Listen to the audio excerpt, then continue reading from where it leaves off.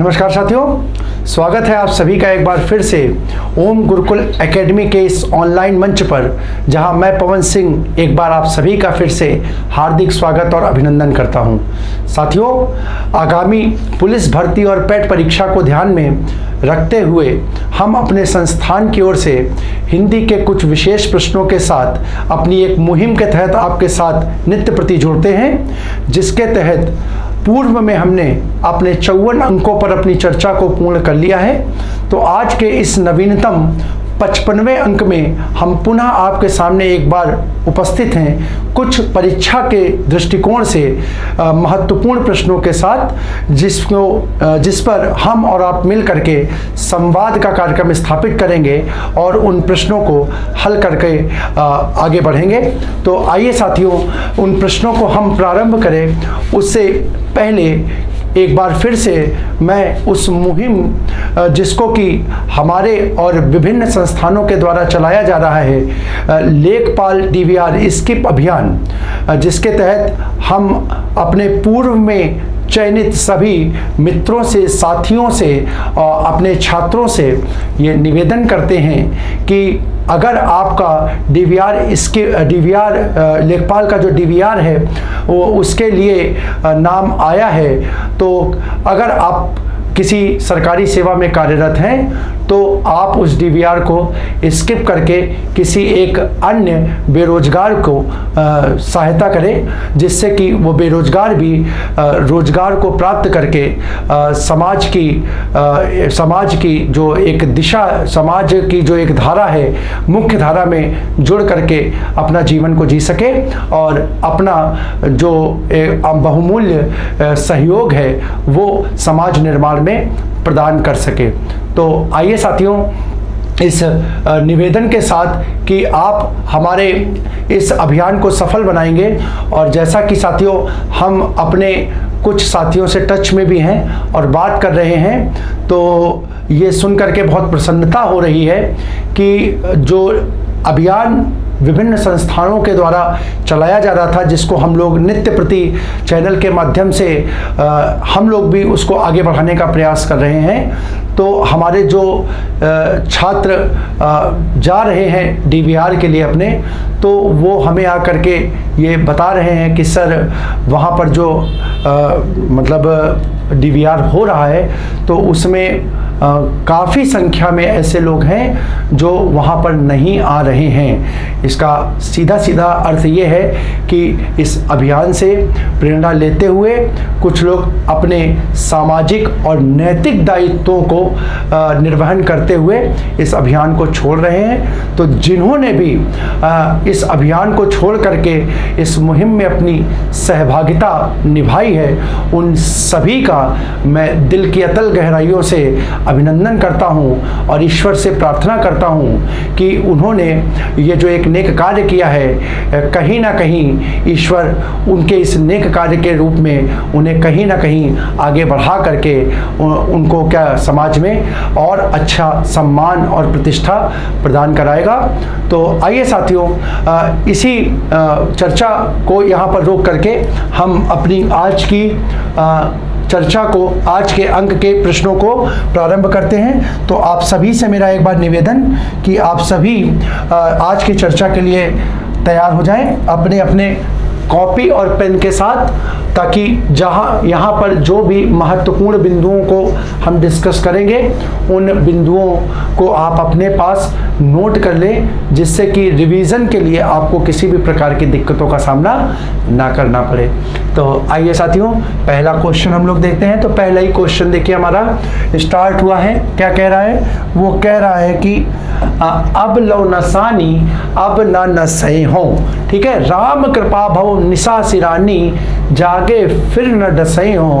अब न नसानी अब लो नसानी अब न नसै हो। ठीक है, तो ये पूछ रहा है इसमें किस रस का उदाहरण है। ये जो उपर्युक्त पंक्ति दी है तो इसमें कौन सा रस है। तो यहाँ देखिए, यहाँ पर ऑप्शन ए करुण रस, बी भयानक रस, सी शांत रस और डी विभत्स रस। तो साथियों इस पंक्ति को अगर आप देखो तो देखिए, रस एक ऐसी चीज होती है जिसको हम कहते हैं ना कि जिसको महसूस किया जाता है, जिसको महसूस किया जाता है, इसका कोई ऐसा देखने का भाव नहीं होता, इसकी कोई ऐसी पहचान नहीं होती कि जिससे आप इसको पहचान पाएं, जिससे आप इसको पहचान पाएं। तो यहाँ पर देखिए, अगर इस पंक्ति को देखेंगे तो यहाँ पंक्ति का जो अर्थ मिलता है तो ये पंक्ति कह रही है अब लो नसानी अब ना नसई हो, कि अब तक तो जो मैंने सहा, जो जीवन जिया उसको जिया, लेकिन अब क्या है, अब इस जीवन को मैं इस प्रकार से नहीं जीऊंगा। क्यों? क्योंकि राम कृपा भव निशा सिरानी, यानी कि ये जो संसार है, ठीक है, संसार जो कि माया के रूप में है, रात्रि के रूप में है, ये क्या है, भगवान राम की कृपा होने से ये जो अंधेरा है, ये जो रात्रि है, वो कृपा होने से क्या हुई, वो रात्रि जो है वो समाप्त हो गई है, और जो ज्ञान का है, जो भक्ति का प्रकाश है, वो जागृत हो गया है। ठीक है, निशा सिरानी, निशा जो है वो खत्म हो गई, और उसके बाद क्या हुआ, जागना हुआ। किसका जागरण हुआ? सवेरा हुआ।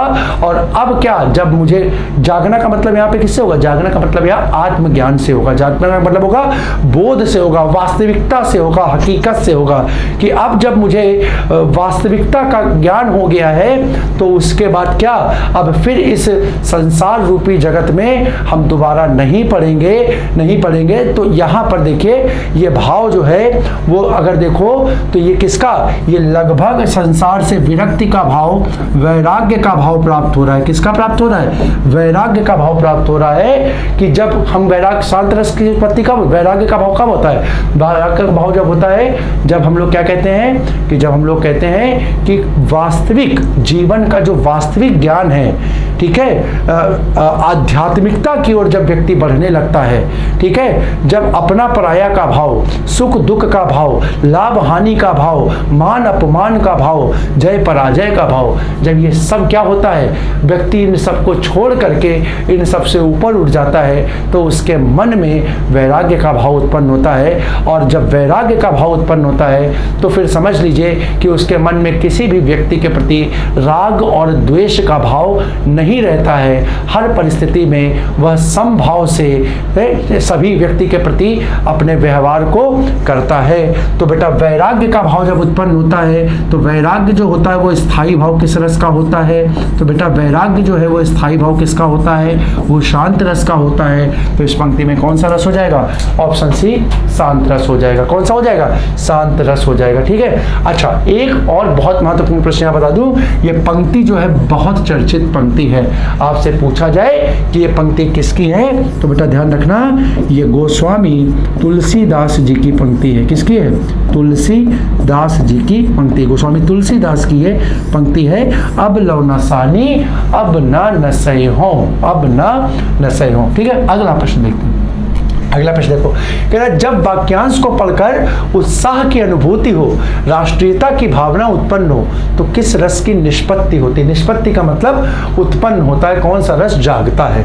तो यहाँ पर देखो कौन सा, उत्साह की अनुभूति हो, उत्साह स्थायी भाव। विकल्प देखो, ए श्रृंगार रस, वीर रस, सी शांत रस और डी इनमें से कोई नहीं। तो बेटा ध्यान रखो, उत्साह जो होता है वो वीर रस का स्थायी भाव होता है। तो आंसर आपका क्या हो जाएगा? आंसर हो जाएगा आपका ऑप्शन बी, ऑप्शन बी। अगले प्रश्न को देखो, अगला प्रश्न क्या कह रहा है? एक से अधिक उपसर्गों से बना शब्द है, एक से अधिक उपसर्गों से बना शब्द है। ए आलोचना, बी समालोचना, डी सहकारी और डी सहोदर। तो बेटा देखो क्वेश्चन यहाँ पे अगर देखो तो इस शब्द को अगर देखो तो यहाँ पर बेटा एक उपसर्ग लगा है, आधन लोचना। शब्द को तोड़ते चले जाओ, आधन लोचना। ठीक है, अब इसको तोड़ोगे तो देखो बेटा ये टूटा सम और फिर इसके बाद क्या टूटा? आलोचना। तो आलोचना ऊपर हम तोड़ ही चुके हैं, आ और फिर ये बना क्या? लोचना। ठीक है, पक्का। अब यहाँ पर तीसरा पद देखो, सहकारी। तो ये क्या बना बेटा? इसमें उपसर्ग हुआ सह और यहाँ पे दूसरा क्या हुआ? कारी। और यहाँ पर तीसरा देखो सहोदर। तो ये क्या बना? सह और ये बना धन उधर, सह और ये बना धन उधर। अब जरा यहाँ पे देख लो बेटा, तो यहाँ पर क्या? यहाँ पर एक उपसर्ग है, यहाँ पर एक उपसर्ग उपसर्ग है, यहाँ पर एक उपसर्ग है, तो ये तीनों तो आपके नहीं होंगे, क्योंकि आपसे पूछा एक से अधिक उपसर्गों से, एक से अधिक, तो एक से अधिक उपसर्ग कहाँ है, तो बेटा यहाँ देखो समालोचना में एक उपसर्ग सम है, दूसरा उपसर्ग आ है, तो आपका आंसर हो जाएगा बी समालोचना। इस प्रकार के क्वेश्चन भी उपसर्ग प्रत्यय में आपके सामने आ सकते हैं। देखिए, तो याद रखिएगा कि यहाँ पर उपसर्ग, थोड़ा सा ध्यान रखिएगा कि किसी एक पद के निर्माण में एक से अधिक उपसर्गों का प्रयोग संभव होता है, संभव होता है। एक से अधिक प्रत्यय भी लग सकते हैं, एक से अधिक प्रत्यय भी लग सकते हैं, ठीक है। यह जरूरी नहीं है कि पद के निर्माण में एक उपसर्ग और एक ही प्रत्यय का प्रयोग हो, एक से अधिक उपसर्ग और प्रत्ययों का प्रयोग हम कर सकते हैं। इस पॉइंट को ध्यान रखिएगा। अगला प्रश्न देखो, अगला प्रश्न क्या कह रहा है, दुशासन में उपसर्ग है, दुशासन में उपसर्ग है, तो यहाँ देखो पहला ऑप्शन है दुहु, ऑप्शन बी दुस, ऑप्शन सी दुर और ऑप्शन डी दुस। तो यहाँ पर देखो बेटा, मैंने बताया था विसर्ग का जो परिवर्तन होता है, या ऐसे समझ लो, ये दु उपसर्ग जो होता है, ये दु उपसर्ग दो रूपों में पाया जाता है। एक तो पाया जाता है या तो ये दुर उपसर्ग होता है, और दूसरा क्या होता है, या तो ये दुस उपसर्ग होता है, दुस उपसर्ग, यानी ये दो रूपों में परिवर्तित होता है, दुर या दुष। तो अब यहां पर देख लो बेटा, ये तो आपका हट ही गया, ये तो दुहु होगा नहीं, और ये दुस भी नहीं होगा, क्योंकि उपसर्ग के रूप में कौन सी हमें ये कौन सी दंत सा मिलती है, तो ये भी हट गया। अब देखो यहां पर कुछ लोगों के मन में डाउट हो जाएगा, सर जी दुर, तो यहां पर देखो बेटा, यहां पर ये दुर जो लिखा हुआ है, इसमें रा पूरा दिया हुआ है, ठीक है, रा पूरा दिया हो, तो ये भी आपका विकल्प नहीं होगा, क्योंकि यहां पर जो होता है वो विसर्ग जो है ना, देखो इस प्रकार से परिवर्तित होती है, विसर्ग जो है वो रा में परिवर्तित होती है, और रा कैसा होता है, ये रा स्वर रहित होता है। कैसा होता है, स्वर रहित होता है। तो ये भी आपका आंसर नहीं होगा, क्योंकि यहाँ पर हलंत का प्रयोग नहीं हुआ है, तो आंसर आपका क्या बन जाएगा, ऑप्शन सेकंड बन जाएगा दुष। क्या बन जाएगा, ऑप्शन सेकंड इसका उपसर्ग हो जाएगा। अगले प्रश्न को देखो, अगला प्रश्न कह रहा है अंगीठी का तत्सम शब्द है, अंगीठी का तत्सम शब्द आपसे पूछा गया है। क्वेश्चन को मैं कई बार आपसे पूछ चुका हूं, रिपीटेड क्वेश्चन है। देखो बेटा, ऑप्शन ए अग्निका, बी अग्नि, सी अग्निष्ठिका, और शब्द देखो सी अनिष्ठिका और डी अग्निष्ठिका। तो यहां पर देखो इसका आंसर क्या हो जाएगा, इसका आंसर हो जाएगा ऑप्शन डी अग्निष्ठिका। अंगीठी को बोलते हैं अग्निष्ठिका, ठीक है। बहुत इंपॉर्टेंट क्वेश्चन है, पेपर में कई बार पूछा गया है, इसको आप लोग याद कर लेंगे। अगला क्वेश्चन, निम्न में से तत्सम शब्द को चुनना है। अब आप लोग समझ चुके होंगे तत्सम का मतलब बेटा, बस आपको इतना ध्यान रखना, तत्सम का मतलब बेटा संस्कृत का पद, तत्सम का मतलब संस्कृत का पद। और यहाँ पे देख लो, पहला चौपाया, दूसरा चार पाया, तीसरा चतुष्पद और चौथा चार पैर। और संस्कृत का पद अगर मैंने बताया तो मैंने क्या कहा था, आप देख लेना, कहीं पर अगर क्या स्वर रहित हो, कहीं पर क्या स्वर रहित पद का प्रयोग हो, तो प्रायः वो क्या हो जाता है, वो तत्सम का हो जाता है। किसका हो जाता है, तत्सम का हो जाता है। और यहाँ पे स्वर रहित पद क्या दिख रहा है बेटा, वो दिख रहा है चतुष्पद। क्या दिख रहा है, चतुष्पद। अब एक चीज यहाँ पे और देख लो, चतुष्पद जो है बेटा, चतुष्पद जो है वो क्या है, चतुष्पद जो है वो तत्सम का पद है। और अगर आपसे कोई पूछे कि इसका तद्भव क्या होगा, इसका तद्भव क्या होगा, तो बेटा ध्यान रखना, चतुष्पद का ही तद्भव होता है चौपाया। क्या होता है, चौपाया। चतुष्पद का तद्भव क्या होता है, चौपाया। पक्का, तो आंसर इसका होगा ऑप्शन थर्ड। अगला देखो, किस शब्द की रचना प्रत्यय से हुई है। कौन सा शब्द ऐसा है जिसमें प्रत्यय का प्रयोग हुआ है। ऑप्शन ए अधिकार, बी भाई, सी मददगार और डी सोना। तो बेटा यहाँ पे बहुत ध्यान से देखो, यहाँ पर ये दो तो मूल पद ही हैं, ये उपसर्ग और प्रत्यय रहित पद है। भाई और सोना उपसर्ग और प्रत्यय रहित पद है। अब जरा यहाँ पे देखो, अब यहाँ पर अगर हम बात करें तो यहाँ पर अधिकार और मददगार, इन शब्दों की बात करो तो बेटा टूटेगा अधिधनकार। क्या बनेगा, अधिधनकार। और यहाँ पर अगर बात करोगे तो ये शब्द बनेगा मदद धनगार, मदद धनगार। तो यहाँ पर देखो बेटा, ये अधि जो है ना, ये बेटा क्या है, ये उपसर्ग है। क्या है, उपसर्ग है। तो पहला पद जो है वो उपसर्ग निर्मित है। कैसा है, उपसर्ग निर्मित है। तो वो आंसर आपका नहीं होगा। बचा क्या, मददगार, यही आपका आंसर हो जाएगा। क्योंकि यहाँ पे मदद जो होगा वो क्या होगा, ये बेटा मूल पद बन जाएगा। ये क्या बन जाएगा, मूल पद बन जाएगा। और गार जो है वो इसके साथ जुड़ करके किस रूप में कार्य करेगा, तो बेटा वो प्रत्यय के रूप में। किसके रूप में कार्य करेगा, प्रत्यय के रूप में कार्य करेगा। ठीक है, तो इस प्रश्न का आंसर हो जाएगा ऑप्शन सी। अगले प्रश्न को देखो, अगला प्रश्न क्या कह रहा है, कौन सा शब्द निम्न प्रत्यय से बना है। निम्न प्रत्यय क्या है बेटा, तो अन प्रत्यय। इसमें से किस शब्द में पूछ रहा है किस शब्द में अन प्रत्यय का प्रयोग हुआ है। तो ऑप्शन ए कुटंत, बी उलझन, सी टटंत और डी धावनी। ठीक है, दी धावनी। तो यहाँ पर देखो बेटा अन प्रत्यय की बात करो तो यहाँ पर तो तुम्हें साफ साफ दिख रहा है, यहाँ पर अंत आ रहा है, यहाँ पर भी अंत आ रहा है और यहाँ पर बेटा नी प्रत्यय आ रहा है। क्या आ रहा है? नी प्रत्यय आ रहा है। तो ये तीनों तो नहीं होंगे, तो बचा क्या? ऑप्शन बी बचा। तो यहाँ पर क्या हो जाएगा? यहाँ पर अन प्रत्यय का प्रयोग हो जाएगा। किसका हो जाएगा? अन प्रत्यय का प्रयोग हो जाएगा। आपका आंसर बन जाएगा ऑप्शन बी। अगले प्रश्न को देखो। अगला प्रश्न कह रहा है सा स स ह किस वर्ग के व्यंजन हैं? किस वर्ग के व्यंजन है? ऑप्शन ए अंतस्थ, बी ओष्ठ, सी ऊष्म और डी तालुब्य। तो बेटा सभी जानते हो, मैंने आपको वर्णमाला पढ़ाई है और व्यंजनों का वर्गीकरण बताया था कि बेटा ये तीनों व्यंजन जो, ये चारों व्यंजन जो हैं, इनके समूह को क्या बोलते हैं? इनको बेटा ऊष्म व्यंजन के नाम से जानते हैं, या इन्हें कहीं कहीं ऊष्म के नहीं तो कहीं कहीं संघर्षी की उपमा भी दी जाती है। किसकी उपमा दी जाती है? संघर्षी की उपमा भी दी जाती है। तो ये क्या हो जाएंगे? ऊष्म अथवा संघर्षी व्यंजन, ऊष्म अथवा संघर्षी व्यंजन हो जाएंगे। अगला देखो, अगला क्वेश्चन क्या कह रहा है? घोष ध्वनियां उच्चारण में थोड़ा सा लैंग्वेज देख लो इसका। घोष ध्वनियां उच्चारण में पैदा, इसको यहां पे कर लो के, यहाँ पर के लिख लो बेटा। ठीक है, अब हम देखो यहाँ पे क्वेश्चन को बहुत बढ़िया से बना देंगे। घोष ध्वनियों के उच्चारण में पैदा होती है। अब विकल्प में आपको भरना है इसमें से क्या पैदा होता है। तो ऑप्शन ए संघर्ष, बी स्पर्श, सी झंकृत और डी इनमें से कोई नहीं। तो बेटा ध्यान देखो, घोष शब्दों को देखते हो ना जब, तो हम लोग पढ़ते घोषत्व के आधार पर, घोषत्व के आधार पर वर्गीकरण, घोषत्व के आधार पर वर्गीकरण। तो ये हम लोग दो प्रकार से देखते हैं। कितने प्रकार से देखते हैं? दो प्रकार से। एक होता है बेटा अघोष, एक क्या होता है? अघोष, और दूसरा क्या कहलाता है बेटा? दूसरा कहलाता है सघोष। एक कहलाता है अघोष और दूसरा कहलाता है सघोष। अब ध्यान से देखना, तो जब हम बात कर रहे हैं घोषत्व के आधार पे, तो यहाँ पे यही शब्द इंपॉर्टेंट होता है कि घोषत्व का मतलब क्या होता है। क्योंकि देखो तुमसे पूछ रहा है घोष ध्वनियों के उच्चारण में क्या होता है, तो बेटा घोषत्व तुम्हें मालूम होना चाहिए कि घोषत्व का मतलब क्या होता है। तो देखो बेटा घोषत्व का मतलब होता है, शाब्दिक अर्थ होता है इसका कंपन। कंपन, कंपन का मतलब होता है कि ऐसी ध्वनियां, मतलब घोषत्व की अगर हम चर्चा करें तो हम बोल सकते हैं कि ऐसी ध्वनियां जिनके उच्चारण में स्वर तंत्रियों में कंपन हो। कंपन हो, कंपन का मतलब होता है हिलना। हिलने को हम झंकार भी बोल सकते हैं। क्या बोल सकते हैं? इसी का एक अन्य शब्द या समानार्थी होता है झंकार, और झंकार को बोल सकते हैं क्या? झंकृत। झंकृत, ठीक है ना। जैसे तार होता है, तो तार में क्या हम कंपन करेंगे तो तार को कंपन करने पर उससे झनकार उत्पन्न होगी। ठीक है, झनकार ध्वनि उत्पन्न होगी।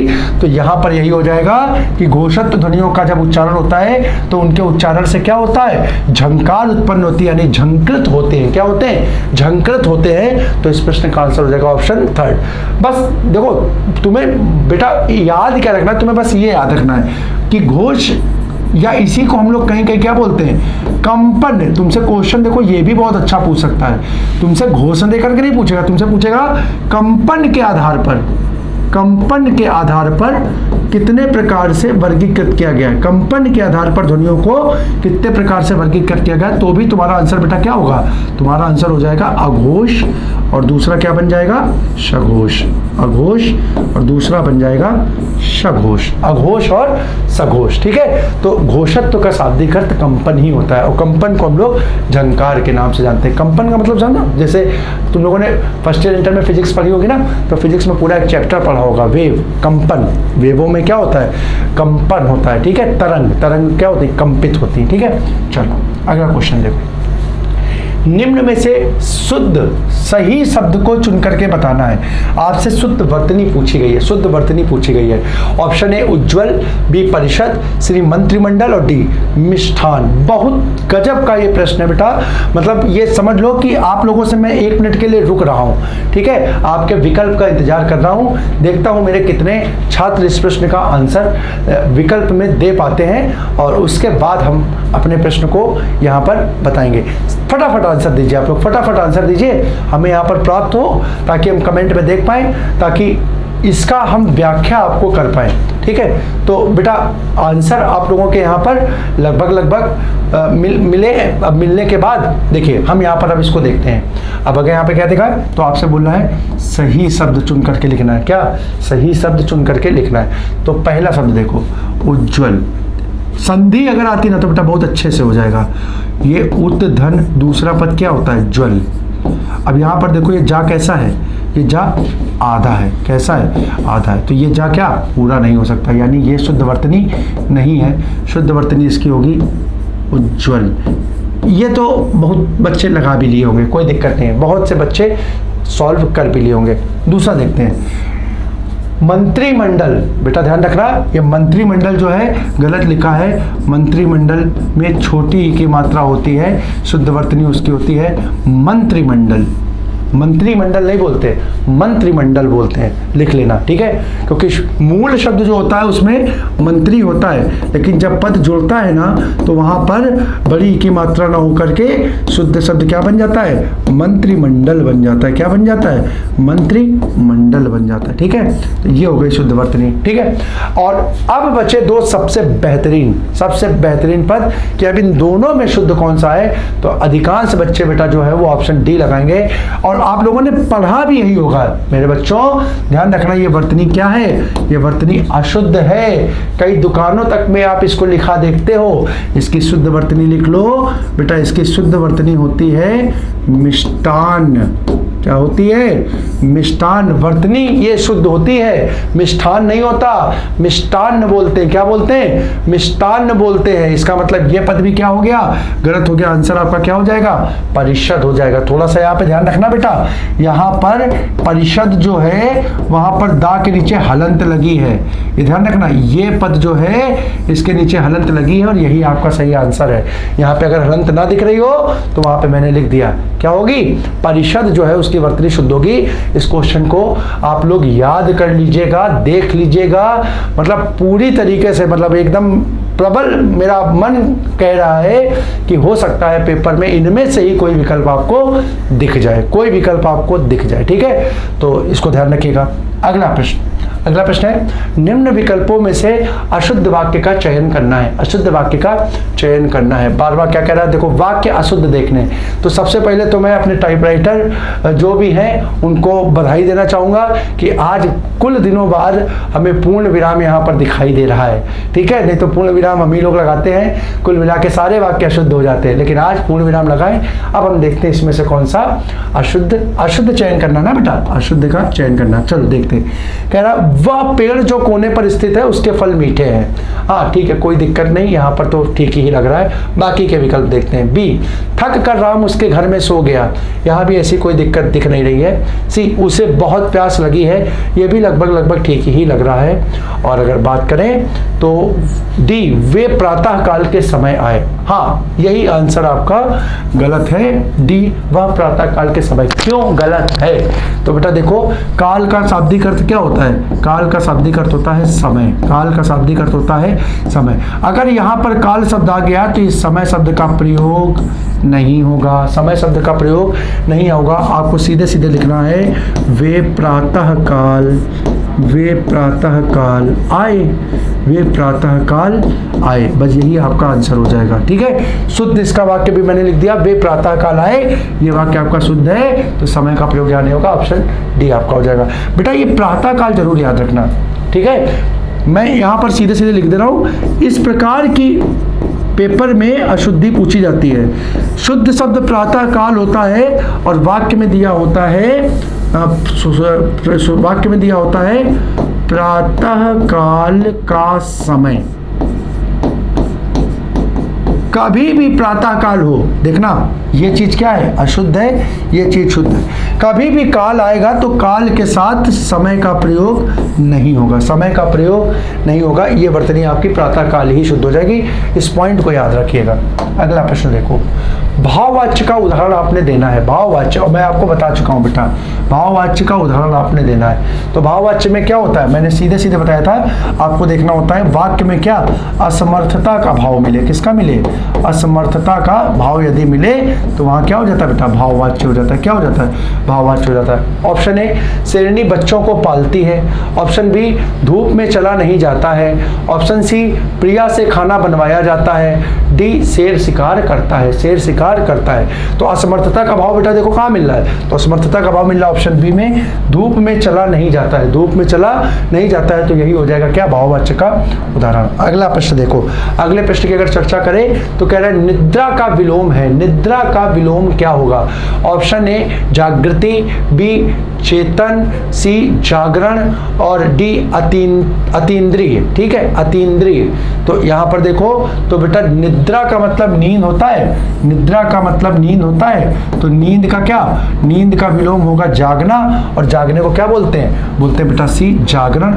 तो निद्रा का विलोम हो जाएगा जागरण। यहाँ पे बेटा दो पद बहुत है, दो पद बहुत इंपॉर्टेंट है। ठीक है, अब वो क्या है, तो देखो वो पद दिख रहे हैं यहाँ पर, जागृति और चेतन, बहुत बार पूछे गए। तो देखो जागृति का देख लो, जागृति का विलोम लिख लो। जागृति का विलोम होता है सुषुप्ति। क्या होता है, सुषुप्ति। और चेतन का विलोम लिख लो बेटा, बहुत बार पूछा गया है, जड़। ठीक है, या कहीं कहीं चेतन का अचेतन भी मिल जाता है, चेतन का अचेतन भी मिल जाता है। तो जड़ का चेतन, चेतन का जड़ या अचेतन हो जाएगा। ठीक है, चेतन का जड़ या अचेतन हो जाएगा। और इस प्रश्न का जो आंसर होगा वो होगा ऑप्शन सी। अगले प्रश्न को देखो बेटा, अगला प्रश्न कह रहा है निंदनीय का विलोम चुनना है। निंदनीय का विलोम पद आपने बताना है। ऑप्शन ए, अनिंदनीय, बी, प्रशंसनीय, सी, उपरोक्त दोनों, और डी, इनमें से कोई नहीं। देखो बेटा ऐसा प्रश्न पेपर में आपके बड़ा कम आता है। यूपी कांस्टेबल के लिए इस प्रकार के विकल्प हो सकता है ना ही हो, लेकिन यूपीएसआई के लिए आप तैयार रहिए कि आपसे इस प्रकार के प्रश्न पूछ सकता है कि क्या दोनों ही सही है कि या दोनों ही नहीं है। ठीक है, तो ये एक बढ़िया प्रश्न बन गया आपका। देखो निंदनीय का मतलब होता है निंदा करना है, निंदनीय का मतलब होता है बुरा। ठीक है, बुरा, जिसकी बुराई की जाए। ठीक है, बुराई की जाए। तो अब एक क्या होता है, एक होता है क्या कि हम क्या करते हैं कि हम उपसर्ग लगा करके किसी पद का विलोम बनाते हैं। तो यहाँ पर निंदनीय के पहले अगर विलोम बनाना है तो आपको मालूम है दो उपसर्गों का प्रयोग करते हैं, आ और अन। आ और अन उपसर्ग का प्रयोग करके हम किसी भी पद का विपरीत अर्थ बना देते हैं। तो एक तो यहाँ बना दिया, निंदनीय के पहले आ उपसर्ग का प्रयोग किया, तो ये तो हो गया, कोई दिक्कत नहीं, अनिंदनीय है। और निंदनीय का मतलब निंदा करना। तो अगर निंदा कर रहे हैं, बुराई कर रहे हैं, तो इसका दूसरा विलोम क्या हो सकता है, इसका दूसरा विलोम हो सकता है किसी की बड़ाई करना। बुराई का दूसरा विलोम क्या, बड़ाई करना, अच्छाई बताना, तो उसको क्या बोल सकते हैं, प्रशंसनीय भी बोल सकते हैं। तो ऑप्शन बी भी हो गया। तो बेटा ध्यान रखना, इस प्रश्न का जो आंसर होगा वो होगा ऑप्शन सी, उपरोक्त दोनों। बहुत बढ़िया क्वेश्चन है, उपरोक्त दोनों ही इस प्रश्न के आंसर हो जाएंगे। अगला क्वेश्चन देखो, निम्न शब्द के शब्द युग्म विकल्पों में, निम्न पृष्ठ के शब्द युग्म विकल्पों में सही अर्थभेद का चयन करना है। आपको शब्द युग्म का क्वेश्चन दिया है, यहाँ पर एक दिया है शंकर और एक दिया है शंकर, एक दिया है शंकर और एक दिया है शंकर। आपको बताना है इन दोनों का सही अर्थ किस विकल्प में है। तो ऑप्शन ए देखो, शिव जी और मिश्रित, बी शिवाजी और शिवजी, सी मिश्रित और शिवाजी, डी शिव जी और शिवाजी। विकल्प बहुत गजब के दिए हुए हैं। तो यहाँ पर देखो एक चीज तो स्पष्ट हो गई, आपने ये तो सुना ही हुआ है, शंकर का मतलब हो गया भगवान शिव। शंकर का मतलब हो गया भगवान शिव, यानी पहले पद में जहां पर भी शिव है वही आपका आंसर है। और बेटा देखो ना, अगर आप बात करोगे तो शिव जी यहाँ पर दो में मिल रहा है, इसको हटा दो, और शिवाजी, देखो बेटा शिव जी और शिवाजी में अंतर है। शिव जी का मतलब ये हो गया भगवान, और ये शिवाजी का मतलब हो गया ये छत्रपति शिवाजी महाराज, छत्रपति शिवाजी महाराज, जिनको कि हिंदू धर्म के पुनर्स्थापना का संस्थापक माना जाता है। ठीक है, तो छत्रपति शिवाजी के लिए हो गया शिवाजी पद। तो यहाँ पर शंकर का अर्थ शिवाजी नहीं बल्कि शिव होगा। तो दो विकल्प हट गए, आंसर आपका या तो शिवजी है या फिर ये शिवजी है। अब दूसरा पद देखो, तो इस शंकर का मतलब, इस शंकर का मतलब बेटा होता है मिश्रित। तो यहाँ से शिवाजी का पद ये भी हट गया, आंसर हो गया ऑप्शन ए। आंसर क्या हो गया, ऑप्शन ए हो गया, शिव जी और मिश्रित। ठीक है, अगला क्वेश्चन देखो 7वां, निम्न शब्द युग्मों के विकल्पों में से कोई एक विकल्प सही नहीं है। कोई एक विकल्प सही नहीं है, वो विकल्प कौन सा हो सकता है? गलत युग्म का चयन करना है, जो ऐसा युग्म आप जो गलत शब्द युग्म को बता रहा हो। ऑप्शन ए कृतज्ञ और कृतज्ञ, बी शुक्ल और शुल्क, सी कंजूस और कृपाण, और डी सजा और सज्जा, सजा और सज्जा। तो बेटा यहाँ पर देखो, यहाँ पर शब्द युग्म का जो अशुद्ध विकल्प होगा वो होगा कंजूस और कृपण, क्योंकि ये दोनों पद जो है वो सुनने में अलग अलग है। और शब्द युग्म का मतलब क्या होता है? पद सुनने में क्या हो? एक जैसे हो। पद सुनने में कैसे हो? एक जैसे हो। और उसका अर्थ क्या हो? अलग अलग हो। उसका अर्थ क्या हो? अलग अलग हो। अब यहाँ पर ये देखो, हम अगर बोले कंजूस और कृपण, कहीं सुनने में कैसे लग रहा है? नहीं लग रहा है। लेकिन अगर ये देखो कृतज्ञ और कृतज्ञ लगभग एक जैसा, शुक्ल और शुल्क लगभग एक जैसा, पदों में बस क्या थोड़ा बहुत परिवर्तन किया, सजा और सज्जा लगभग एक जैसा। तो ये तीनों जो हो गए वो शब्द युग्म के हो गए। कंजूस और कृपाल जो है वो शब्द युग्म का नहीं है। अगर विकल्प देखें तो कंजूस का मतलब क्या होता है? कंजूस का मतलब होता है जो खर्च ना करे, जो बिल्कुल भी खर्च ना करे, बिल्कुल भी खर्च ना करे, जो बिल्कुल भी खर्च ना करे, ये हो गया कंजूस, ये हो गया कंजूस। और अगर बेटा बात करें कृपाण, तो कृपाण पर्यायवाची होता है तलवार का। कृपाण किसका पर्यायवाची होता है? तलवार का। ठीक है, तो इसका आंसर हो गया ऑप्शन सी। अगला प्रश्न देखो, अगला प्रश्न क्या कह रहा है? जिसकी लाठी उसकी भैंस में सर्वनाम कौन सा है? ऑप्शन ए पुरुषवाचक, बी निजवाचक, सी संबंधवाचक, और डी निश्चयवाचक। तो यहां पर देखो बेटा, यहां पर पद के साथ, सर्वनाम के पद के साथ किसका? संबंध कारक की विभक्ति लगी है। संबंध कारक की विभक्ति लगी है। वो क्या है बेटा? संबंध कारक की विभक्ति जो है वो क्या है? की है। क्या है? की है। तो जब पद के साथ क्या? पद के साथ संबंध कारक की विभक्ति हो जाती है तो बेटा वहां पे कौन सा? संबंधवाचक सर्वनाम हो जाता है। कौन सा? संबंधवाचक सर्वनाम हो जाता है। इसका आंसर क्या हो जाएगा? ऑप्शन सी हो जाएगा। ऑप्शन सी इस प्रश्न का आंसर हो जाएगा। अगला प्रश्न देखो, अगला क्वेश्चन है महर्षि शब्द में किन वर्णों की संधि? गजब का प्रश्न है बेटा। महर्षि शब्दों में किन वर्णों की संधि हुई है? ऑप्शन ए आ और आ, ऑप्शन बी आ और जी, ऑप्शन सी आ और ई, ऑप्शन डी आ और उ। तो बेटा देखो, अगर तुमको पद पहचानना है तो तुम्हें पहले तो इसका विच्छेद करना पड़ेगा, और विच्छेद जब करोगे ना तो बेटा यहाँ पे मिलेगा महाधन ऋषि। देखो कई बच्चे मेरे क्या करेंगे ना, कई बच्चे यहाँ पर देखेंगे कि सर महर्षि लिखा है तो इसको महाधन ऋषि कर दे, महाधन ऋषि कर दे। दूसरे पद में तो कोई दिक्कत नहीं है, लेकिन यहाँ पर बड़े आ की मात्रा नहीं दिख रही तो वो क्या कर देंगे? महाधन ऋषि कर देंगे। और बेटा जब ये पद करेंगे तो उनको क्या मिलेगा? उनको मिलेगा आ और री। क्या मिलेगा? आ और री। और यहाँ पर देखो विकल्प में अच्छा आ और री दिया ही नहीं है बेटा। एक विकल्प मैं और बना रहा हूँ, बहुत बढ़िया विकल्प बना रहा हूँ, तब ये क्वेश्चन हो सकता है और अच्छा हो जाए। एक विकल्प मैं बना दूं यहाँ पर आ और री, आ और री। अब जरा देखो यहाँ पर अगर कोई बच्चे को नहीं मालूम है और महाधन ऋषि में तोड़ा तो आधन री हो जाएगा। क्या हो जाएगा? आधन री हो जाएगा। और ऐसी कंडीशन में वो क्या करेगा? ऐसी कंडीशन में वो ऑप्शन फिफ्थ जो ई ऑप्शन हमने बनाया वो सही करेगा। लेकिन ध्यान रखना बेटा, ये ऑप्शन क्या है? ये ऑप्शन गलत है। सही ऑप्शन क्या होगा? महाधन ऋषि, महाधन ऋषि। यानी ये क्या होगा? आ और री के मेल से बनेगा, आ और री के मेल से बनेगा। यानी आंसर आपका हो जाएगा ऑप्शन सेकेंड, ऑप्शन सेकेंड। और आ और री जो होती है वो बेटा किस में परिवर्तित होती है? अर में परिवर्तित होती है। और बेटा ये किसका एग्जाम्पल होता है? गुण संधि का एग्जाम्पल होता है। किसका होता है? गुण संधि। मैं कई बार बता चुका हूँ, पेपर में गुण संधि बहुत अधिक पूछी जाती है, बहुत अधिक पूछी जाती है। अगला प्रश्न देखो, अगला प्रश्न कह रहा है निम्नलिखित में से कौन सा शब्द अयादि स्वर संधि का नहीं है? अयादि का प्रयोग जिसमें नहीं हुआ है। तो अयादि बेटा क्या होती है? अयादि में जिसमें आपको क्या मिलता है? जिसमें आपको आए, आए, आए, आए, अव और आव का प्रयोग मिलता है। अव और आव का प्रयोग मिलता है। वहां पे कौन सी होती है? वहां पे बेटा अयादि संधि होती है। अब यहाँ पर देख लो बेटा, यहाँ पर पद में क्या मिल रहा है? तो यहाँ पर देखोगे ना बेटा, तो देखो यहाँ पर देखो इसका वर्ण विन्यास करोगे तो देखो ग आ सॉरी ग आ या आ न आ। तो इस पद में देखो क्या मिला? ये देखो आय मिल गया। क्या मिल गया? आय मिल गया। और यहाँ पे देखो आय आ रहा है, आ रहा है कि नहीं आ रहा है? आ रहा है। इसकी बात करो तो बेटा इसमें देखो प आ व आ न आ, तो बेटा ये क्या मिल गया, औ मिल गया। इसी प्रकार यहाँ देखो तो प आ वा आ क आ, तो यहाँ क्या मिल गया बेटा, आओ मिल गया। क्या मिल गया, आओ मिल गया। तो यहाँ देखो बेटा इन तीनों में क्या, आए अब आओ, देखो सॉरी आए अब आओ, तीनों मिल गया।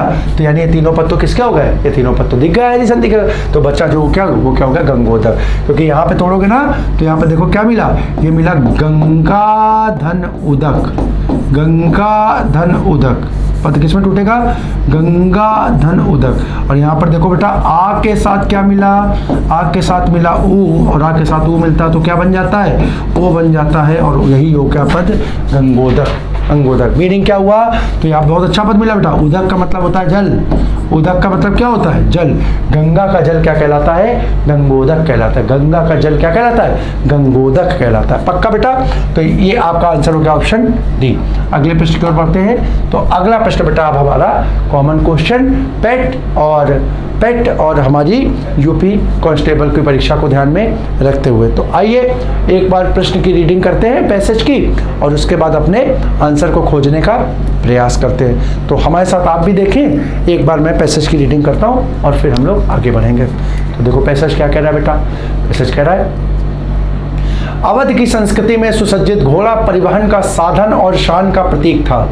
मुख्य रूप से 3 प्रकार के तांगे और इक्के मिलते हैं, बग्गी, फिटन और टमटम। देखो बेटा हम लोग सिर्फ एक चीज बोलते हैं टांगा टांगा टांगा, घोड़ा गाड़ी, लेकिन इसके भी 3 प्रकार होते थे, एक बग्गी था, एक फिटन था और एक टमटम था। चलो आगे देखते हैं। बग्गी बंद डिब्बे की होती थी, तो फिटन और टमटम खुले वाहन है जिन्हें नवाबों द्वारा यात्रा में वरीयता दी जाती थी। किंतु तांगा एवं इक्के का शाब्दिक अर्थ अधिक अश्वशक्ति की ओर इंगित करता है। इक्के में 1 घोड़ा होता है, जबकि बग्गी या तांगे में 2, 4 या अधिक घोड़े होते हैं। ठीक है, यह वास्तव में इस्तेमाल करने वाले की सामाजिक प्रतिष्ठा पर निर्भर करता है। देखो यहाँ पर क्या है, यहाँ पर देखो तुमको बताया गया यहाँ पर कि क्या है, तांगे व इक्के का शाब्दिक अर्थ शक्ति को, इक्का और बग्गी या तांगा, यहाँ पे बता रहा है इक्का या फिर बग्गी या तांगे में अंतर क्या है। तो इक्का जो है, देखो हम लोग बोलते हैं इक्का का मतलब 1 होता है, तो जाहिर सी बात है इक्का का मतलब ऐसी गाड़ी जिसमें 1 घोड़े का प्रयोग हो, और बग्गी या तांगे का मतलब जिसमें 1 से अधिक घोड़े लगे। और वो संख्या कितनी भी हो सकती है, और वो संख्या बेटा कितनी होगी, तो ये निर्भर करेगी उस नवाब के, उस राजा की आर्थिक शक्ति पर, कि वो कितना ज़्यादा संपन्न है, उसके सामाजिक वैभव, सामाजिक प्रतिष्ठा कितनी है। जितना ज़्यादा वो सामाजिक प्रतिभा संपन्न होगा, उतने अधिक घोड़ों को लगा करके वो क्या करेगा, चलेगा। तो वही वो बता रहा है कि क्या है, वास्तव में इस्तेमाल करने वाले की सामाजिक प्रतिष्ठा पर निर्भर करता था कि उसकी जो गाड़ी है उसमें कितने घोड़ों का प्रयोग होगा। वो गाड़ी के रूप में क्या होगी, जब 1 से ज़्यादा हो जाएगी तो क्या कहलाएगी, यानी बग्गी या तांगा। तो बग्गी या तांगे में कितने घोड़े लगेंगे, ये उस नवाब की सामाजिक प्रतिष्ठा पर निर्भर करता था। आगे देखो, यह हो गया 18वीं सदी के उत्तरार्ध और 19वीं सदी के प्रारंभ में अवध के सामाजिक, सांस्कृतिक और आर्थिक माहौल में बदलाव आया। क्या बदलाव आया भाई, जीवन के विभिन्न क्षेत्रों में हल्के वाहनों का निर्माण और इस्तेमाल होने लगा। किसका होने लगा, हल्के वाहनों का निर्माण और इस्तेमाल होने लगा, जिसमें कम से कम अश्वशक्ति लगे। सामान्य बोलचाल में इक्के का अर्थ है इक या एक, यानी एक व्यक्ति के इस्तेमाल के लिए। इसके अतिरिक्त तांगा एक परिवार वाहन था, किंतु किफायत की मजबूरी को देखते हुए इक्के में अधिक संख्या में यात्री बैठाने पड़े। क्या हुआ ना, जब क्या हुआ, देखो वही चीज़ है, आर्थिक रोल हर जगह महत्वपूर्ण करता है। जब क्या हुआ, पैसे की कमी हुई, ठीक है, आर्थिक व्यवस्था जो है भारत की वो क्या हुई, कम होने लगी। तो क्या हुआ, पहले जो तांगे का प्रयोग करते थे जिसमें 1 से अधिक घोड़े का प्रयोग होता था, तो अब क्या हुआ कि उस तांगे की जगह भी किसने ले ली, घोड़े ने ले ली। पहले इक्के ने ले ली। पहले इक्का जो था वो 1 आदमी के लिए प्रयोग होता था, तांगा जो था वो 1 से अधिक आदमी के लिए प्रयोग होता था, परिवार के लिए प्रयोग होता था। लेकिन अब ये क्या कह रहा है कि जब आर्थिक स्थिति कमजोर हुई तो वो जो इक्का 1 आदमी के लिए प्रयोग होता था, वही इक्के ने किसका रूप धारण कर लिया, तांगे का रूप धारण कर लिया। यानी परिवार के लिए भी अब इक्के का ही प्रयोग होने लगा। चलो देखते हैं, कह रहा है तांगा अपेक्षाकृत भारी और बड़ा वाहन है, ठीक है, जिसमें पैरों के लिए अधिक जगह होती है और 4 से 6 वयस्क पीछे कमर लगाकर बैठ सकते हैं। अच्छा, हर वर्ष इन तांगों और इक्कों की दौड़ लखनऊ में होती है। देखो बेटा, ये भी है, नवाबों की नगरी है लखनऊ, नवाबों का शहर कहा जाता है, तो नवाबों के शौक भी कहाँ पे, लखनऊ में देखने को मिलेंगे। तो वही वो कह रहा, जो आपको वर्तमान में भी देखने को मिलेगी, तो वो घोड़ों की दौड़ जो है तांगों और इक्कों की, वो कहाँ पे देखने को मिलेगी, लखनऊ में देखने को मिलेगी। जंगी घोड़े इस दौरान सभी के लिए आकर्षण का केंद्र बिंदु होते हैं। घोड़ों के खुरों का भी श्रृंगार किया जाता है। पुरानी नाल के स्थगन पर नई नाल लगाई जाती है। पैरों की सुंदरता बढ़ाने के लिए काशीदाकारी युक्त वस्त्र पैरों में डाले जाते हैं और पीतल या चांदी के घुंघरू बांध जाते हैं। समझ रहे हो बेटा, घोड़ा जब दौड़ेगा उसके पैरों में घुंघरू पड़े होंगे, तो समझो क्या घुंघरुओं की मधुर मधुर ध्वनियाँ उनके पैरों से निकलेगी, क्या बेहतरीन माहौल बनेगा, क्या समा बनेगा देखने वाला। तो बेटा समझ लीजिए कि देखने वालों का तो मन ही प्रसन्न हो जाएगा, ठीक है। तो अब यहाँ पर ये पैसेज जो मूलना देखो, पूरा का पूरा पैसेज जो है वो तुम्हारा पैसेज किस पे, लगभग तांगे घोड़े के जो मतलब जो साधन है यातायात के प्राचीन काल में नवाबों के, उस पे बेस्ड था, जिसमें कि घोड़े का प्रयोग करके कौन कौन से वाहन बनाए जा सकते हैं उसका प्रयोग किया और फिर किस प्रकार से वो घोड़ा गाड़ी का स्थान कुछ अन्य हल्के वाहनों ने ले लिया। तो पूरा पैसेज इस पे बेस्ड था। आइए अब हम इसके प्रश्नों की चर्चा करते हैं और देखते हैं इसके आंसर को। तो पहला क्वेश्चन क्या कह रहा है, सामाजिक आर्थिक बदलावों ने किस तरह वाहनों को प्रभावित किया, किस प्रकार वाहनों को प्रभावित किया। तो देखो ऑप्शन ए, बड़े वाहनों का प्रयोग होने लगा, बी तांगों का प्रयोग होने लगा, सी हल्के वाहनों का प्रयोग होने लगा और डी भारी वाहनों का। तो देखो बेटा साफ साफ मैंने बताया था ना कि सामाजिक और आर्थिक बदलाव हुआ तो क्या हुआ, वाहन क्या हो गए, वाहन हल्के वाहन। देखो यहाँ पे ये देखो, प्रारंभ में अवध के सामाजिक आर्थिक माहौल में बदलाव आया, जीवन के विभिन्न क्षेत्रों में हल्के वाहनों का निर्माण और इस्तेमाल होने लगा। तो आंसर इसका क्या हो जाएगा, ऑप्शन सी हो जाएगा, सीधे सीधे ऑप्शन सी हो जाएगा। ठीक से पढ़ेंगे तो हम आंसर को बहुत आसानी से निकाल सकते हैं। 22वां, घोड़े के पैरों में को किस रूप में सजाया जाता था। देखो स्पष्ट रूप से यहाँ देख लो, पैरों की सुंदरता बढ़ाने के लिए कशीदाकारी युक्त वस्त्र, कशीदाकारी युक्त वस्त्र। अब देख लो ऑप्शन ए ही दिख रहा है बेटा, पढ़ने की जरूरत ही नहीं, कशीदाकारी युक्त वस्त्र, सीधे सीधे ऑप्शन फर्स्ट हो गया, इसका आंसर हो गया ऑप्शन फर्स्ट। अगला क्वेश्चन देखो, अगला क्वेश्चन है तांगा किस रूप में इक्के से अलग वाहन है। बढ़िया क्वेश्चन, तांगा किस रूप में इक्के से अलग वाहन है। तो देखो तांगा कैसा था, तो तांगा देखो बेटा यहाँ कहीं पे दिया हुआ, तांगा एक परिवार वाहन था, परिवहन वाहन था, ठीक है। तो परिवहन वाहन का मतलब क्या है, परिवहन वाहन का मतलब है बड़ा होगा, परिवार मतलब का बड़ा होगा, बड़ा होगा तो भारी होगा, बड़ा होगा तो भारी होगा। अब देखो विकल्प क्या है, भारी और बड़ा, देखो यही दिख रहा है, बड़ा वाहन है ना, परिवार को बैठाना है तो वाहन बड़ा बनाना पड़ेगा। तो देखो हल्का हल्का, ये दो तो हट गए। अब यहाँ पे भारी तो जरूर है, और जो चीज भारी होगी वो या छोटी थोड़ी होगी, बैठाना है तो वो छोटा नहीं होकर के कैसा हो जाएगा, सॉरी यहाँ अच्छा भारी दिया ना, तो यहाँ पर बड़ा वाहन और यहाँ पे देखो ये छोटा दे दिया, तो छोटा नहीं होकर के बड़ा होगा, तो ये भी हट गया। आंसर आपका क्या हो गया, भारी और बड़ा वाहन, ऑप्शन फर्स्ट, ठीक है। अगला देखो, अगला देखो, परिवहन के साधन का इस्तेमाल किसके अनुरूप किया जाता है, किसके अनुरूप किया जाता है, ठीक है। तो यहां पर देखो एक बढ़िया क्वेश्चन यहां पर ही आया था, हमने बताया था कि परिवहन जो क्या होता था, घोड़े एक लगाने हैं, दो लगाने, चार लगाने, किस पर निर्भर करता था, सामाजिक प्रतिष्ठा पर। तो देखो यहां पर ये दिया है कि यह वास्तव में इस्तेमाल करने वाले की सामाजिक प्रतिष्ठा पर निर्भर करता था। तो इसका आंसर क्या हो जाएगा बेटा, आंसर इसका भी देखो सीधे सीधे मिल गया, ऑप्शन ए। और अगले प्रश्न को देखो, तो अगला प्रश्न कह रहा है तांगे और इक्के के कितने प्रकार है। तो बेटा पहली लाइन अगर देखो ध्यान से, तो परिवहन का साधन है, शान का प्रतीक है, मुख्य रूप से 3 प्रकार के तांगे और इक्के मिलते हैं, तांगे और इक्के मिलते हैं, कौन कौन से, तो बग्गी, फिटन और टमटम। तो यहां पर बेटा आंसर क्या हो जाएगा, ऑप्शन सी हो जाएगा, ऑप्शन सी हो जाएगा, ठीक है। तो इस प्रकार से साथियों आज की जो हमारी चर्चा है वो, हमारे प्रश्नों पे आज की चर्चा जो है वो पूर्ण हुई। तो आशा करता हूँ आज के जो प्रश्न हैं वो पेपर के दृष्टिकोण से आपके लिए लाभदायक सिद्ध होंगे। तो हम आपसे एक बार फिर से निवेदन करते हैं कि जिन प्रश्नों को हम आपको करा रहे हैं उन प्रश्नों का आप रिवीजन जरूर करते चलें, हैं, क्योंकि बिना रिवीजन के, ठीक है, बिना रिवीजन के किसी भी पेपर में सफलता नहीं प्राप्त हो सकती है। ठीक है, तो हम इस आशा के साथ कि जिन प्रश्नों को हम आपको करा रहे हैं आप समय समय पर इसका अभ्यास करते रहेंगे, ठीक है, जिससे कि परीक्षा में आपको निश्चित ही सफलता की प्राप्ति होगी।